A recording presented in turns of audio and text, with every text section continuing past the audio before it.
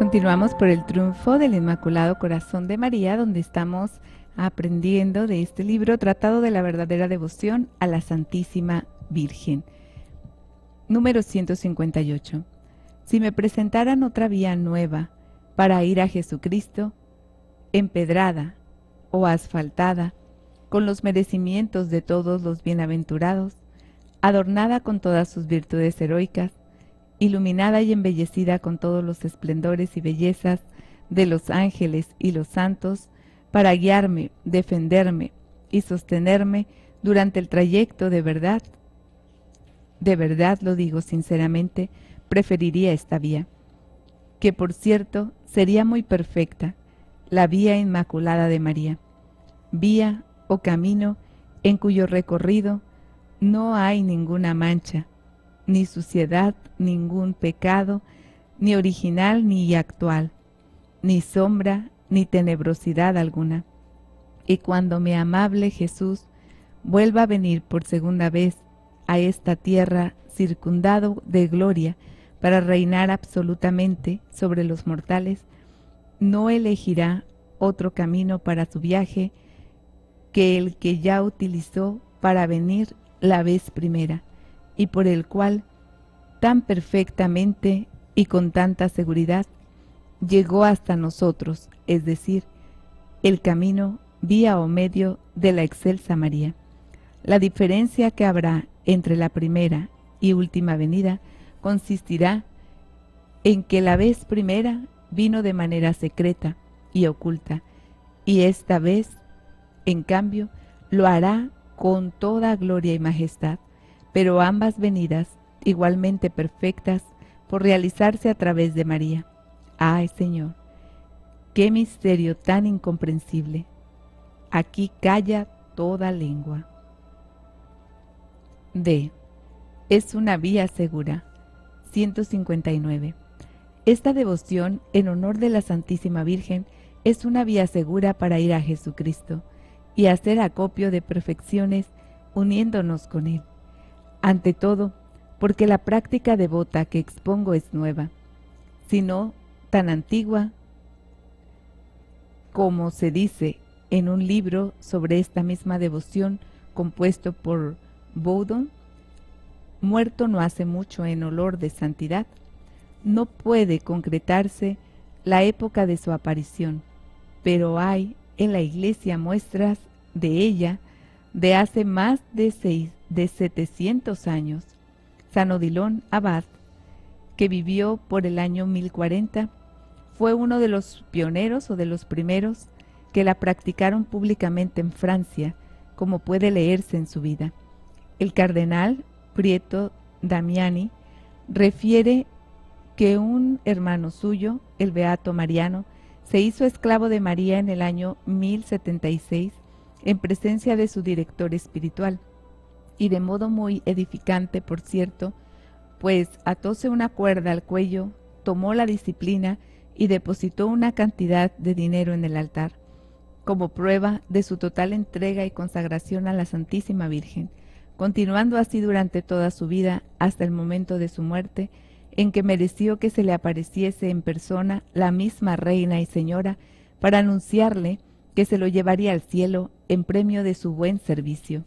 Cesario Boyando hace mención de un ilustre caballero, Bautier, pariente cercano de los duques, que vivió por el año 1300 y que también se consagró a la Santísima Virgen en calidad de esclavo por amor. Y así por el estilo fue practicándose en privado esta devoción hasta que se hizo pública en el siglo XVII. Número 160. El padre Simón de Rojas, de la Orden de la Santísima Trinidad, fundada para redención de cautivos, predicador de la corte de Felipe III, divulgó esta devoción por España y Alemania, y por instancia dirigida por él, por el monarca español Felipe III, a la Santa Sede, obtuvo del Papa Gregorio XV muchas indulgencias para todos los que la adoptasen. El padre de los Ríos, de la Orden de San Agustín, trabajó juntamente con su amigo íntimo, el padre Rojas, en la propagación de esta práctica devota en los dichos dos reinos, tanto con la palabra como por sus escritos, y entre los libros que escribió hay uno, voluminoso, titulado de Jerarquía Mariana, en el que trata con tanta piedad como erudición de la antigüedad, excelencias y solidez de esta devoción. Número 161. Los padres teatinos la propagaron por Italia, Cilicia, Saboya en el siglo pasado. El padre Stanislao, en la Compañía de Jesús, la ha extendido muchísimo en Polonia. El padre de los Ríos cita en su mencionado libro los hombres de ilustres personalidades, príncipes y princesas, duques y cardenales de diferentes reinos que han adoptado esta devoción.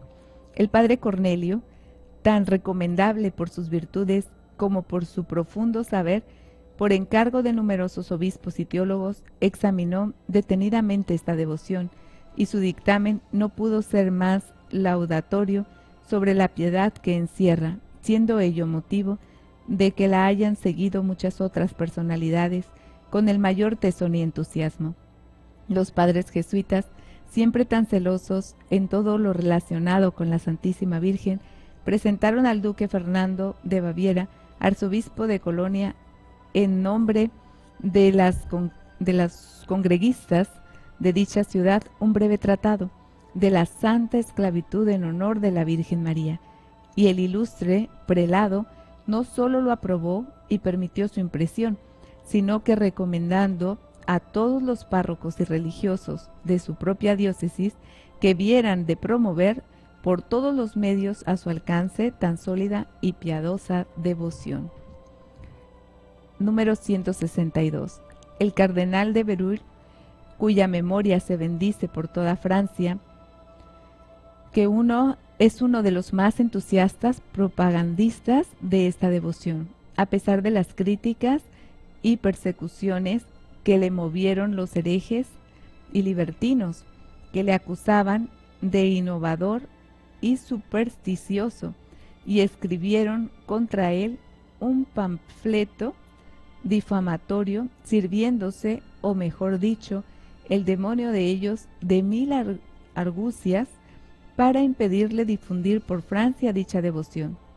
Pero él, como excelente y santo varón que era, respondió con paciencia a las calumnias y refutó las objeciones mediante en el que se rebate victoriosamente. Ha de ser refutó con paciencia mediante ahorita checamos qué es esta palabra. Está como borrada. Dice como torito, pero no creo que sea torito, ¿eh? Mediante un lorito. Dice en el que se rebate victoriosamente, demostrando que esta devoción se funda en el ejemplo del mismo Jesucristo, en las relaciones que nos unen a Él y en las promesas del santo bautismo. Tápoles la boca a su adversario o a sus adversarios, especialmente con este argumento último, al demostrar que no otra cosa es esta consagración a la Santísima Virgen y a Jesucristo, Señor nuestro, por manos de su Madre, que la renovación de los votos o promesas formuladas en el bautismo.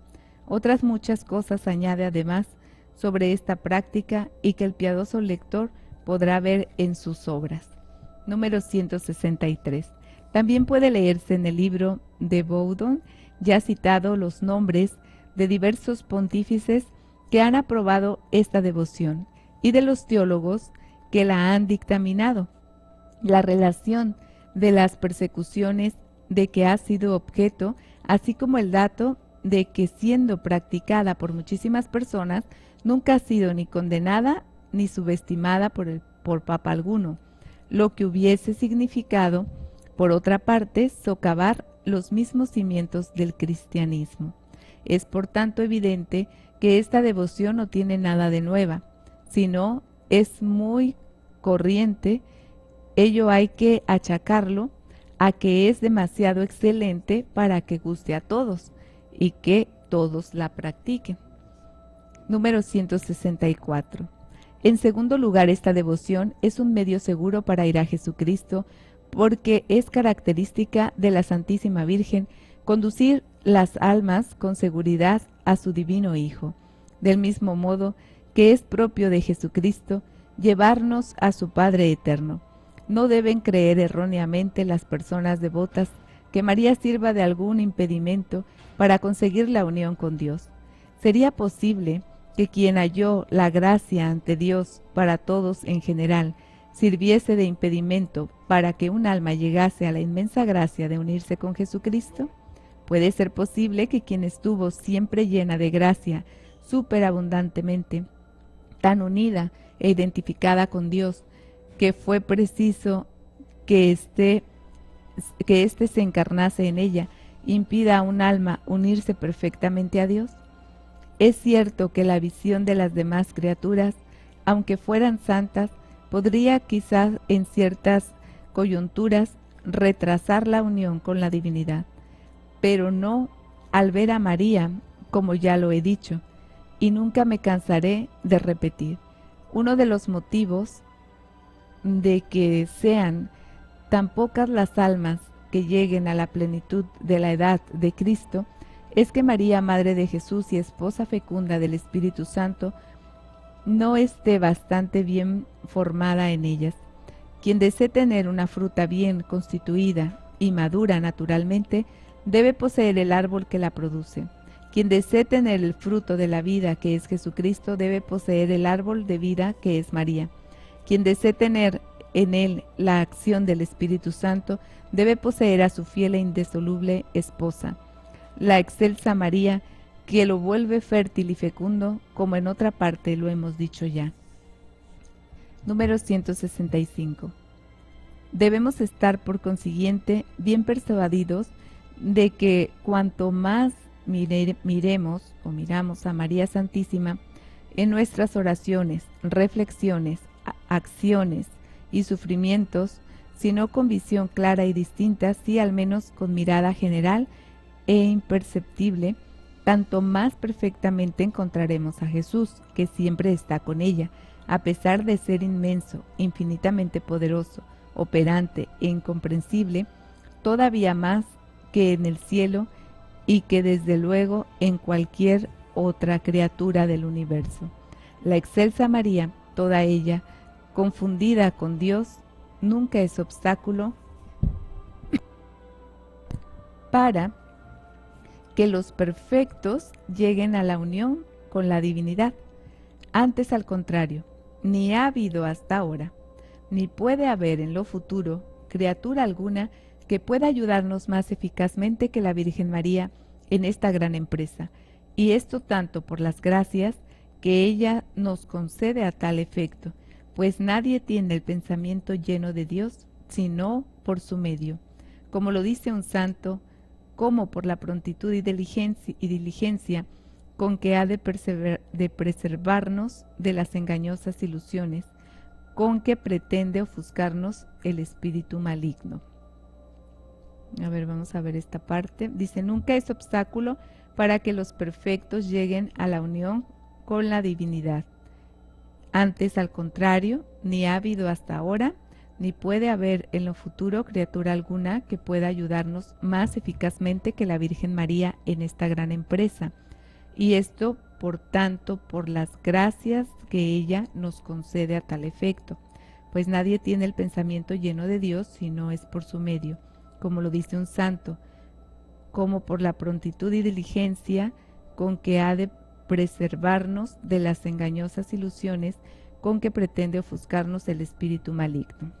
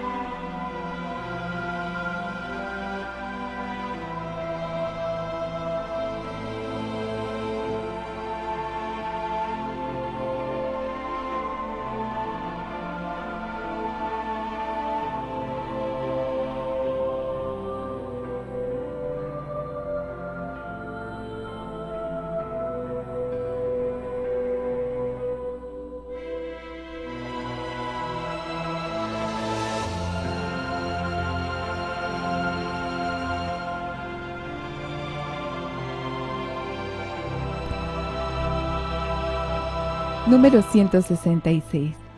Donde esté María, no se encontrará el espíritu maligno, y una de las pruebas inefables para saber que un alma está inspirada por el buen espíritu es que sea muy devota de la Santísima Virgen, y que piense y hable con frecuencia de ella. Ese es el parecer de un santo, según el cual, así como la respiración de una persona es señal inequívoca de que no está muerta, así también el recuerdo frecuente y la invocación amorosa de María es prueba fehaciente de que un alma no está muerta por el pecado. Número 167. Del mismo modo que ha sido María la única que con ayuda del Espíritu Santo ha sofocado todas las herejías, según lo dice la Iglesia, aunque rehuyan por ahí los eternos criticones, nunca ocurrirá que un fiel devoto de María caiga en la herejía o en una deformación al menos formal. Podrá ciertamente, aunque con mayor dificultad que otros, fallar materialmente, confundir la mentira con la verdad, el espíritu maligno con el bueno, pero tarde o temprano conocerá su culpa y se percatará de su error material. Y cuando eso sucede, no se obstinará en creer y sostener lo que había llegado a considerar como verdad. Número 168. Todo el que quiera, por tanto, avanzar por el camino de la perfección, sin temor a aberraciones, cosa algo corriente en las personas de oración, y llegar a unirse segura y perfectamente a Jesucristo nuestro Señor, debe abrazar de corazón esta práctica piadosa en honor de la Santísima Virgen. Si no la conoce aún, y tome esta excelente vía nueva para él, que yo le muestro. Es una vía trazada por Jesucristo, es la sabiduría hecha carne, nuestra cabeza única. Caminando por ella sus miembros no pueden errar. Es una vía fácil a causa de la plenitud de la gracia y de la unción del Espíritu Santo, de que está llena. Nadie que vaya por ella se cansa ni se retrasa. Es una vía breve, pero en poco tiempo nos lleva a Jesucristo. Es una vía perfecta, en cuyo recorrido no hay brechas, ni fango, ni polvo, ni la menor mancha de pecado. Finalmente, es una vía segura que nos permite llegar a Jesús y a la vida eterna de manera directa y segura, sin torcerse ni a derecha ni a izquierda. Tomemos, pues, este camino y vayamos por el día y noche hasta alcanzar la plenitud de la edad de Jesucristo. Número 6. Esta devoción proporciona una gran libertad interior. 169. Sexto motivo. Esta práctica de devoción proporciona una gran libertad interior, la libertad de los hijos de Dios, a las personas que la practican con fidelidad, y ello es porque Jesucristo, que es un buen amo para corresponder a la esclavitud de amor que nos imponemos en su honor cuando nos consagramos a Él, como tales esclavos voluntarios. 1. Quita del alma de su fiel devoto todo escrúpulo y temor servil que sólo inducen al alma a desmoralizar, a envilecer y a crearse confusiones. 2.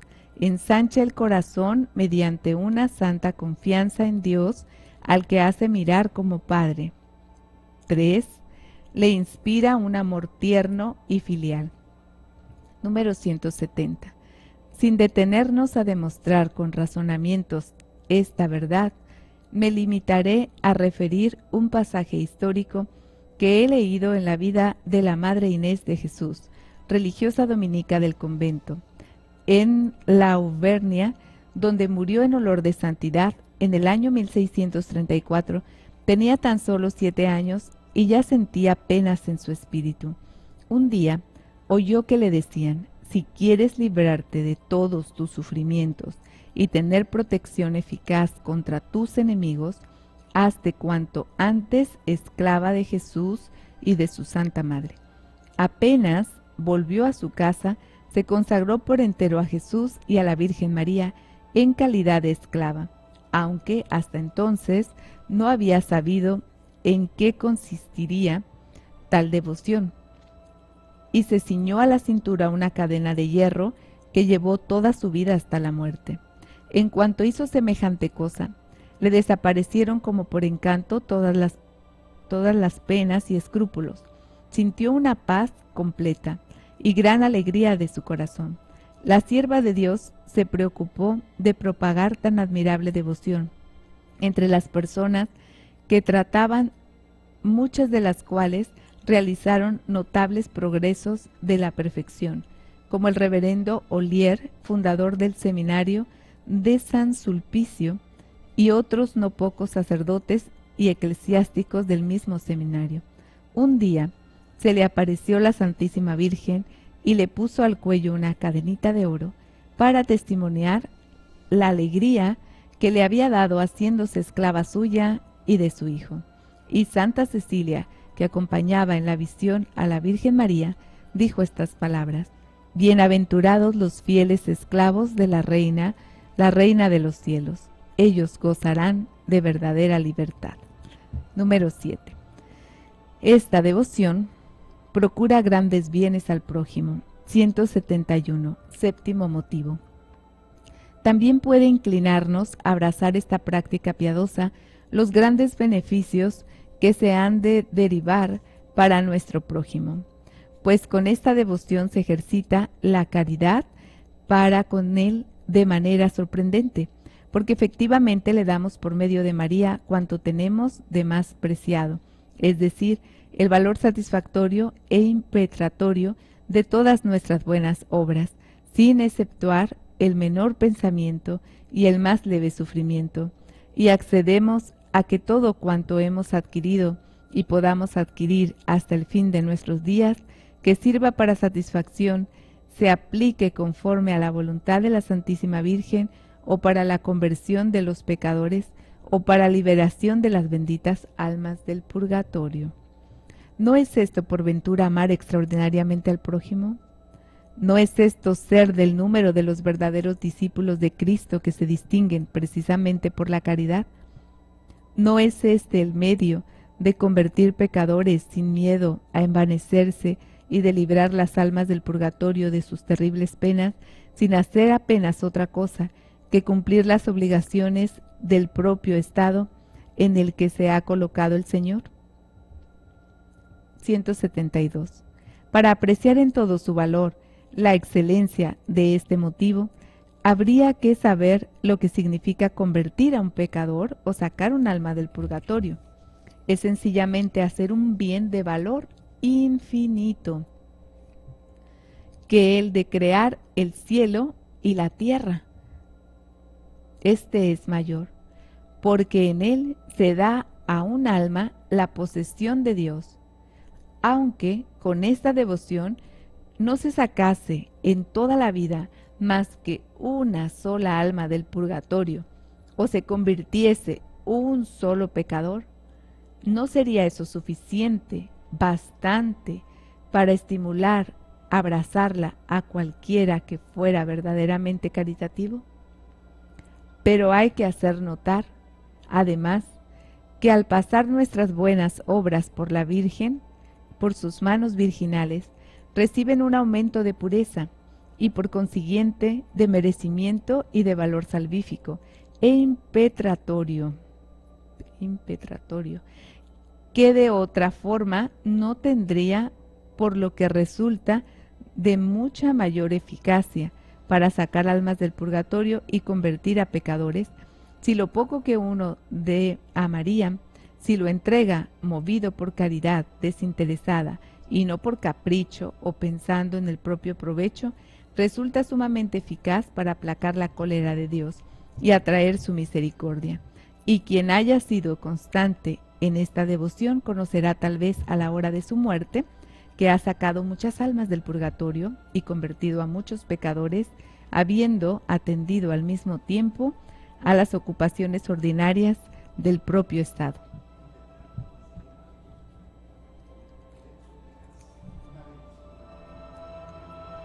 Impetrar es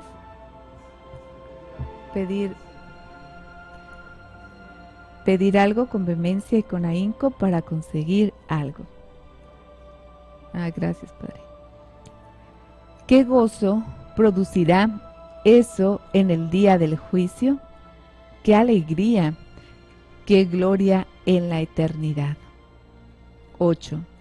Esta devoción es un admirable medio de perseverancia. 173. Octavo motivo. Finalmente, lo que más eficazmente podrá persuadir a cualquiera a practicar esta devoción en honor de la Santísima Virgen será la convicción de que se le ofrece un medio admirable para perseverar en la virtud y en la perfección hasta el fin de su vida. ¿A qué hay que atribuir, en efecto, el hecho de que muchas conversiones de pecadores no son duraderas? ¿Por qué se recae con tanta facilidad en el pecado? ¿De dónde proviene que la mayoría de los justos, en vez de progresar de virtud en virtud y de gracia en gracia, pierden en cambio lo poco que tenían de virtud y de gracia? Esta desventura procede, como lo hemos apuntado anteriormente, de que el hombre, a pesar de estar tan pervertido por naturaleza y de ser tan débil e inconstante, se fía de sí mismo, se apoya en sus propias fuerzas y se cree con capacidad suficiente para custodiar el tesoro de sus gracias y merecimientos. Por el contrario, con esta devoción se entrega cuanto se posee a la Santísima Virgen, que es fiel guardadora, haciéndose la depositaria universal de todos los bienes, tanto de los de la naturaleza como de los de la gracia. Mediante esta práctica piadosa nos fiamos en la fidelidad de María, nos apoyamos en su poder, nos basamos en su misericordia y caridad, para que ella sea la que conserve y aumente nuestras virtudes y merecimientos, a pesar de los esfuerzos que pongan en práctica el demonio, el mundo y la carne por arrebatárnoslo. Les decimos como un buen hijo a su madre y como un siervo fiel a su dueña: recibe en depósito cuanto tenga. Mi buena madre y señora, reconozco que hasta ahora he recibido de Dios por tu mediación muchas más gracias de las que he merecido, y sé, por triste experiencia propia, que llevo ese tesoro en un vaso muy frágil, en una vasija de barro, y que soy demasiado débil y deficiente para conservar adecuadamente todo esto en mi poder. Por favor, recibe en depósito cuanto tengo y guárdamelo con tu fidelidad y poder. Si tú me guardas, yo sé que no me perderé y nada se perderá. Si tú me sostienes, no me caeré. Si tú me proteges, nada temeré de mis enemigos. 174. Es lo mismo que nos dice San Bernardo con palabras terminantes, invitándonos a practicar esta devoción. Si María te sostiene, no caerás. Si te protege, no temerás. Si te guía, no te cansarás. Si la tienes a tu favor, llegarás al puerto de salvación. También parece que quien quiera indicar lo mismo, San Aventura nos dice, y en términos más preciosos, la Virgen dice, no solamente se sostiene en la plenitud. La Virgen, nos dice San Buenaventura, no solamente se sostiene en la plenitud de la santidad, sino que ella misma sostiene a su vez a los santos en su plenitud, con el fin de que ésta no disminuya e impida que sus virtudes se desvanezcan, que sus merecimientos se pierdan, que sus gracias desaparezcan, que el demonio les perjudique cuando pequen.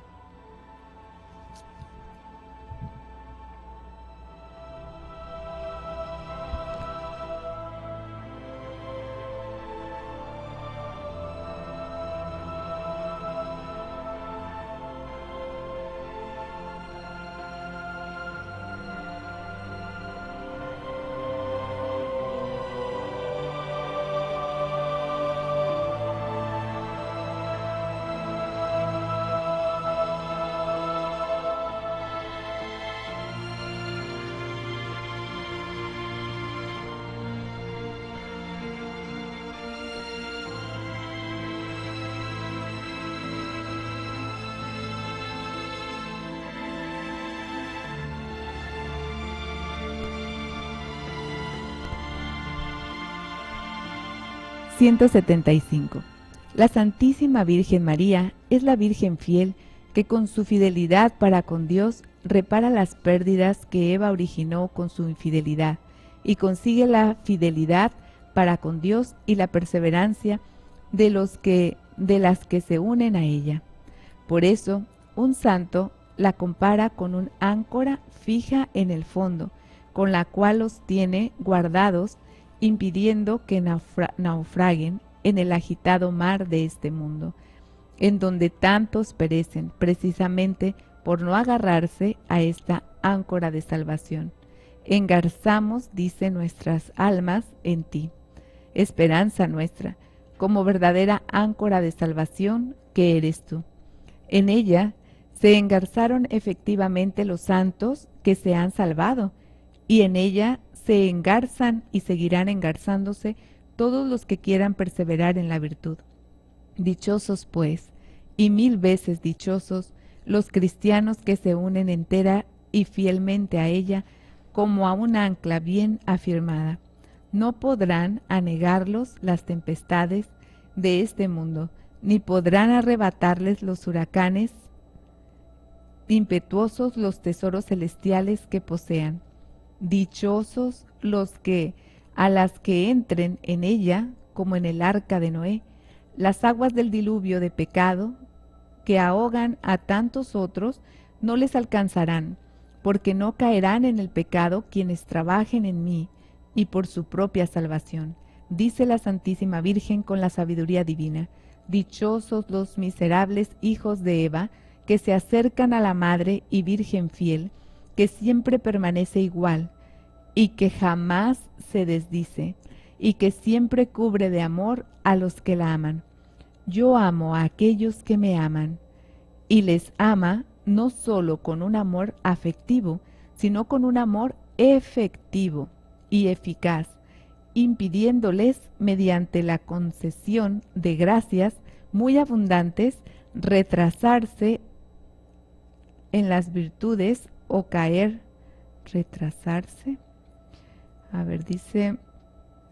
impidiéndoles, mediante la concesión de gracias muy abundantes, retrasarse en las virtudes o caer por el camino con pérdida de la amistad de su divino Hijo.